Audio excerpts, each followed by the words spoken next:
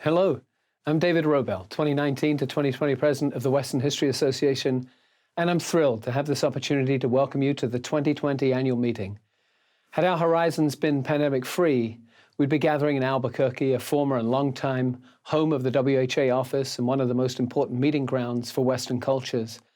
Instead, we're gathering virtually, but we're doing so remarkably, with the biggest attendance in WHA history since the organization's meetings in Albuquerque and Denver a quarter century ago, and with the largest program with the most participants in the organization's 60-year history. You're all to thank for this success. I'd like to also take a moment to offer some special thanks to some people whose work has been instrumental to the success of the conference we're about to enjoy.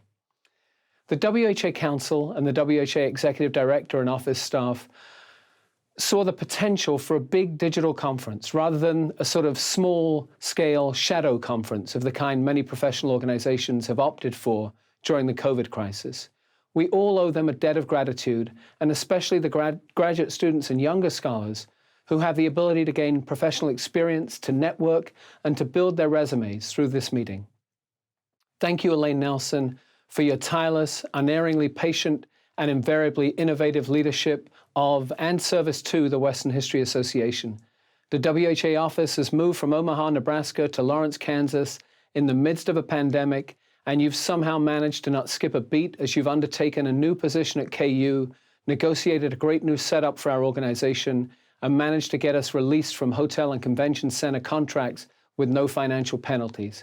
You've helped secure the financial help of the WHA for decades to come. Thanks to the entire WHA staff, including Leah Cargin, now with us at OU, Paige Mitchell, Caitlin Sundberg, and Michael Hill. And thanks to our WHA Treasurer and Chair of our Financial Advisory Committee, Lynn Roper. Indeed, thanks to every one of our members who's devoted time to serving on WHA committees this year. The good current financial health of the WHA also owes a great deal to the remarkable fundraising efforts of a past WHA president, high-ranking operative in the UNM Mafia, and celebrated historian and novelist who served as our chair of local arrangements. Thank you, Junji Scharf, and thanks to the whole Local Arrangements Committee. We're not, technically speaking, in Albuquerque, yet the success of the meeting that's now underway owes so much to your love for the place and for the WHA, Junji, and for your willingness to tap into the community to support our organization. For this, the largest conference program in the history of the WHA, and a program that lays the foundations for the next 60 years of the organization's history, we have a wonderful program committee and brilliant program committee co-chairs, Liesl Carr-Childers, Lori Flores, and Amy Lonetree, to thank. What they've pulled off, with the help of Elaine and the fabulous WHA staff, is amazing. We pivoted from in-person to digital, and virtually every session pivoted with us, so we're grateful to all program participants for your willingness to jump into this new format with the enthusiasm that you've shown, and to the program committee for having the courage to be innovative with regard to both content and session formats. I want to thank all of our generous sponsors for the conference, with the University of New Mexico and the University of New Mexico Press at the top of the list.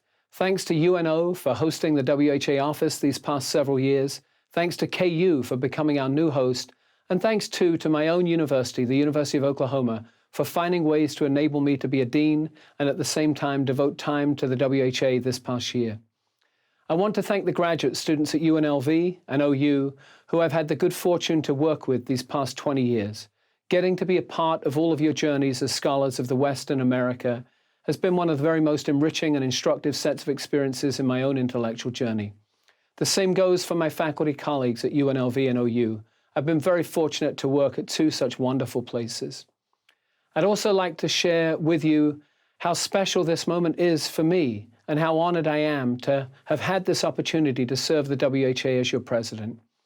I came to my first WHA meeting in Tulsa, Oklahoma in 1993 and gave a paper on my experiences teaching a course on the history of the American West. As I was made to feel at home, part of something special, part of a family, with all the occasional drama and dysfunctionality that all families have, and all the deep ties that hold them together year after year, decade after decade, and generation after generation. To join the list of historians of the West who've been WHA president, including my immediate predecessor, Monty Sandwise, and successors Maria Montoya and Susan Johnson is really one of the great honors of my life, not just my professional career.